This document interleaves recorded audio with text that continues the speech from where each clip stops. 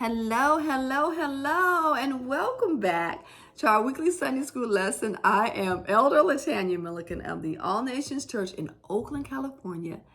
My pastor is Bishop Terrence L. Milliken. His wife is Lady Regina Blake Milliken, and this is Lesson 7 in our winter quarter of our weekly Sunday school lesson. The date of this lesson is January the 16th, 2022.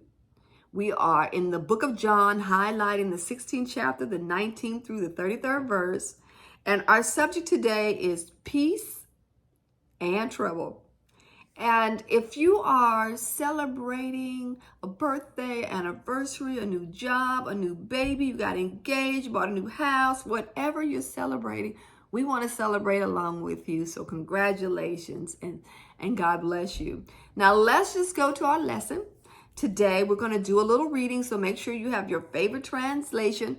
We want to make sure we're reading this year. And let me just give you just a quick backdrop of where we are. We are still, our lesson is still in the upper room. Well, our lesson setting is in the upper room, and Jesus is having his teaching session. He is continuing really to show the disciples what's going to happen. And so he's just said, a little while and you shall not see me, and again a little while and you shall see me, because I go to the Father. And they were confused. They didn't understand, and they wanted to ask him what was he talking about. But no one had the courage to ask the question, and Jesus knew that they were pondering and wanted to ask the question. So let's pick up where we are. That's where our lesson starts today. Jesus respond. It's in the 16th chapter of John, the 19th verse. And we're going to read a little bit today, and then we'll do a high-level review. How about that? All right. Are you with me? St. John, the 16th chapter and the 19th verse. Let's see. And I'm reading the way. Jesus realized they wanted to ask him about it. So he said, "Are you asking yourselves what I meant? I said a little while you won't see me. But a little while after that, you will see me again. I tell you the truth, you will weep and mourn over what is going to happen to me." And we'll talk about that. "But the world will rejoice. You will grieve, but your grief will suddenly turn to wonderful joy. It will be like a woman suffering the pains of labor. When her child is born, her anguish gives way to joy because she has brought a new baby into the world. So you have sorrow now, but I will see you again. And then you will receive and rejoice, and no one can rob you of that joy. At that time, you won't need to ask me anything. I tell you the truth, you will ask the Father directly, and he will grant your request because you use my name. You haven't done that before. Ask using my name, and you will receive, and you will have abundant joy." We're going to stop at the 25th verse, and we're going to talk about this. And so Jesus was referring to the upcoming events. He was going to be crucified and then be resurrected. And he says here, you will weep and mourn, but the world will rejoice. You will grieve, but your grief will suddenly turn into wonderful joy. So what was about to happen is that Jesus was going to be arrested in Gethsemane. He was going to go to trial, and he was going to be found guilty, and they were going to crucify him. And his impending death by crucifixion, it was the worst type of punishment. And what they were going to witness was going to be so devastating. And all of the things that Jesus had forewarned them, they were going to forget about it. This conversation that he's having with them, he's preparing them, forewarning them, because he wants them to have peace in this troubled time. He understands what's going to happen, and he's helping them through the process. Jesus wants us to have peace in troubled times. And so let's kind of just I want to just give you a little quick picture of the crucifixion. We know we see pictures of it, but the crucifixion was for a condemned man. They would whip him, and when they whipped Jesus, we knew we understood. The scripture tells us he took 39 stripes, which was, I believe, the maximum. And when you are crucified, you drag the crossbeam of your cross to your place of punishment. You are stripped of your clothes. You are bound fast with outstretched arms to the crossbeam. And so, you see Jesus stretched out like this, okay? They're either fastened with a rope, or they nail firmly through the wrist. The crossbeam is raised high against the upright shaft and made fast to about 9 to 12 feet from the ground. And the Romans would sometimes just allow the individuals that are being crucified to die, and they would leave their remains there, and the flesh would just, okay, that's a morbid sight, but that's what would happen. And then the feet were tightly bound or nailed to the upright shaft as well. There was a ledge inserted about halfway upright the shaft to give just some support to the body, and rarely later on in the process they would put a little ledge for the feet, and over the sign, so you were stretched out like this, nailed to the cross. You guys know the image, and then there was a sign with your name and your crime. Okay, now, how you died was, the death occurred through a combination of things. It was the constraint of blood circulation, organ failure, asphyxiation as the body strained under its own weight.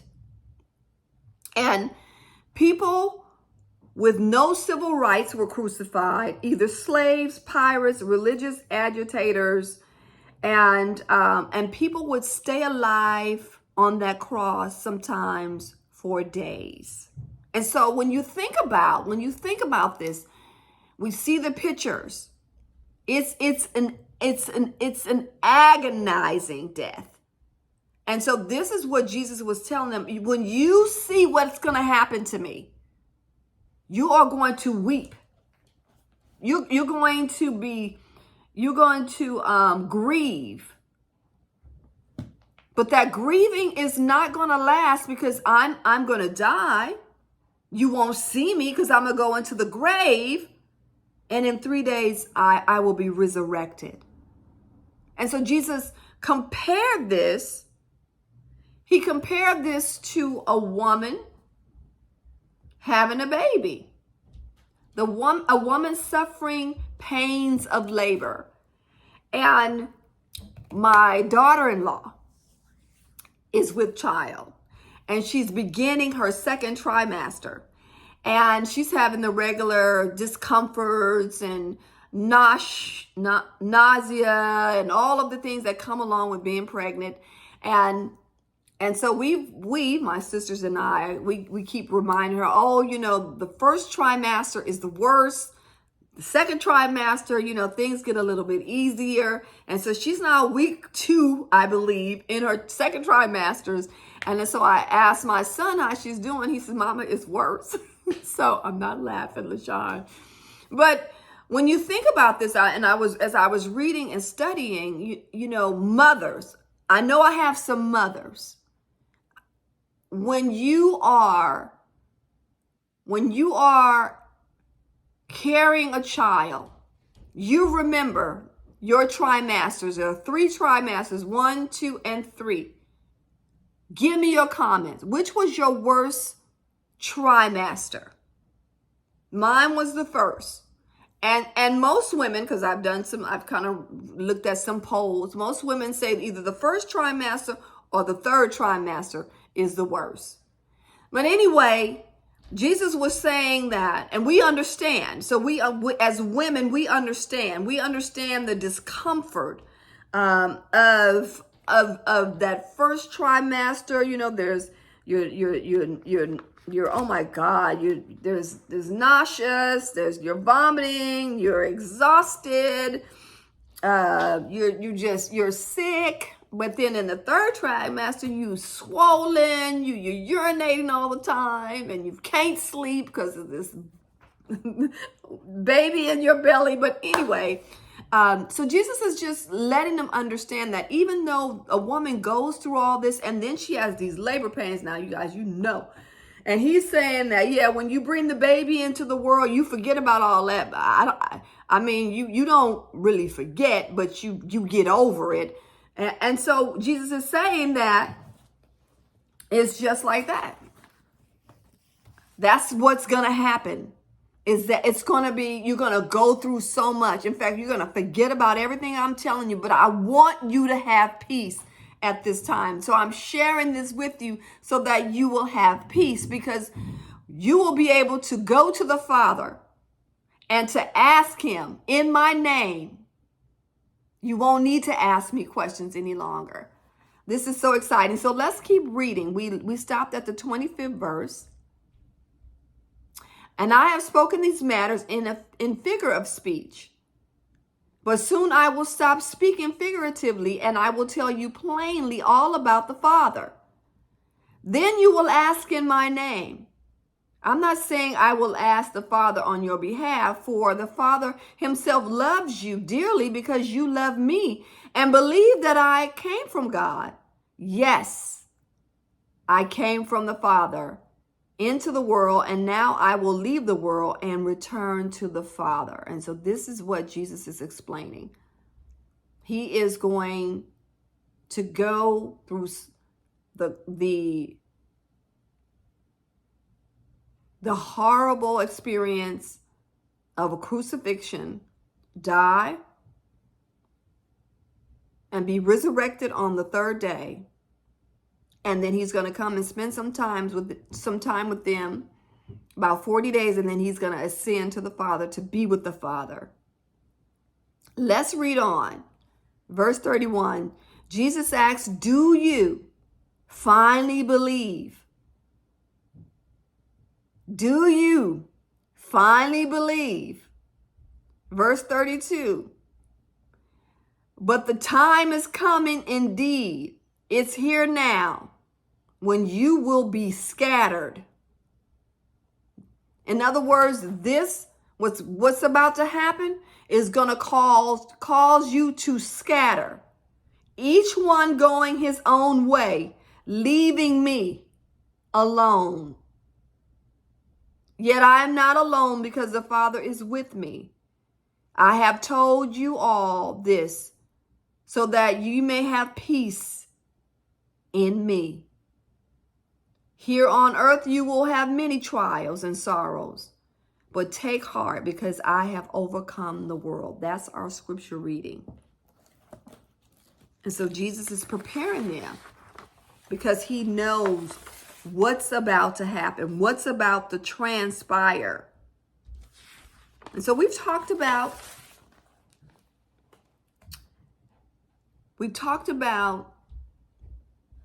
what Jesus was trying to explain to them, the disciples. What they were getting ready to witness was going to be heartbreaking. And it was going to be a dark time for them. And they were going to just forget about everything he had said. And I'm reminded of times where we know the scripture, but when hard times come, situations come, we get in survivor mode.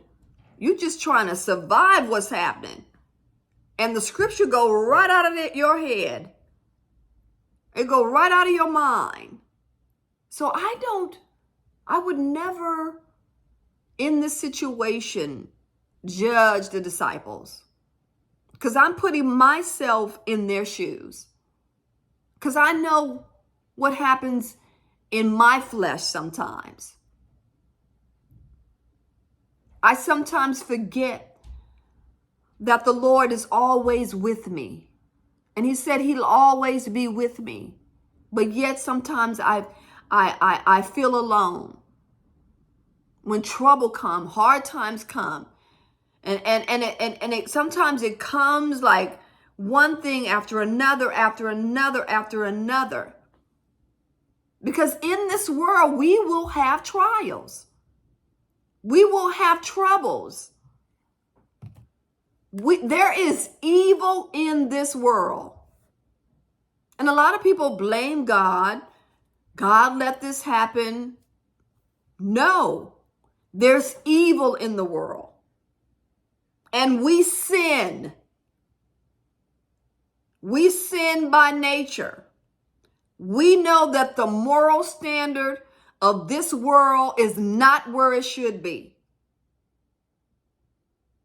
And we know we have an adversary. And if you don't know, there is an adversary that wants you to succumb to your trouble and succumb to your problems and your issues. But Jesus is saying, I want you to have peace. In this lesson, he's saying, I want you to have peace. I'm forewarning you. It's going to be hard, but I'm going to be with you. You may not see me. You may not feel me, but I'm there with you. So I'm forewarning you. I'm letting you know because I want you to have peace. Jesus wants us to have peace in troubled times. He wants us to have peace through this COVID. He wants us to have peace through this political unrest. He wants us to have peace with the issues and the troubles that we have in our lives. Because even though there's evil in the world, God can take what evil things and bring good out of it. Have you ever been in a situation where you went through, and after you went through, you look back and you said, wow, I know God brought me through that. You could not only see that he brought you through, but when you get deep with it, you can see his purpose with bringing you through it. And so this is an exciting lesson. I didn't finish it all. I didn't go all the way through. But Jesus wants us to have peace. He is the high priest. He is the mediator. He went to the Father and is our mediator. He has not left us. Although we can't see him, he's still with us. I just want to make sure I didn't miss anything in my notes. So let's just see what the actual aim of the lesson is as we prepare for next week. The aim of today's lesson, to see how Jesus finishes his farewell disclosure to his disciples by promising both suffering and joy. We will have suffering, but soon we will have joy. The principle of the lesson is to comprehend that Jesus has overcome the world that causes our suffering, so we must remain faithful to him. And how we apply this lesson? We remain devoted to serving Jesus as we walk with him and suffer with him every day.